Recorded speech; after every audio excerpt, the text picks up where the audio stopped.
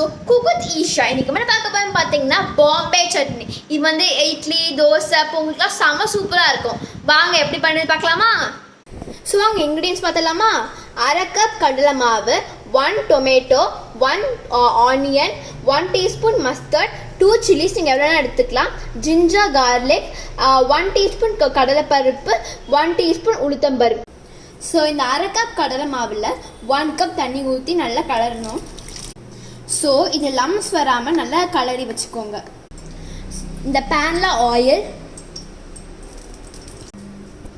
கடுகு, உளுத்தம்பருப்பு,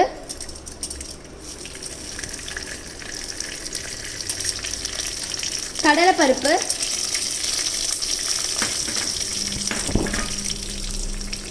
ginger garlic.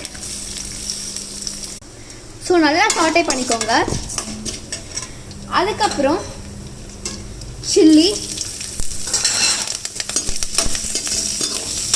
அதுக்கப்புறம் வந்து ஆனியன், டொமேட்டோ சாட்டே பண்ணிக்கலாம். இந்த மாதிரி கோல்டன் ப்ரௌனிஷ் ஆனோடனே 1 டீஸ்பூன் மஞ்சள் பொடி, உப்பு, பெருங்காயம்,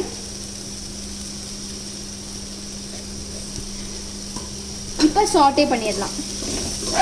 நம்ம கரைச்சி வச்சிருந்தோம்னா கடலை மாவை அதை வந்து நம்ம வந்து உள்ள ஊற்றிடலாம். தேவையான அளவு வாட்டர் ஊற்றிக்கோங்க.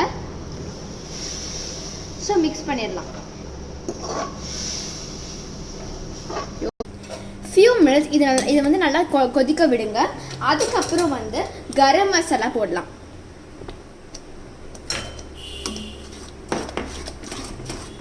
சும்மா கார்னிஷிங்க்கு கருவேப்பிலை போட்டுட்டு ஸ்டவ் ஆஃப் பண்ணிடலாம்.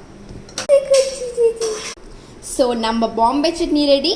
தோசையோட சர்வ் பண்ணிடலாம்.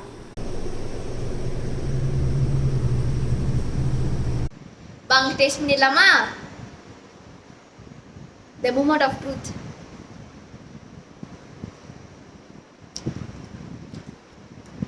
Damn it bro.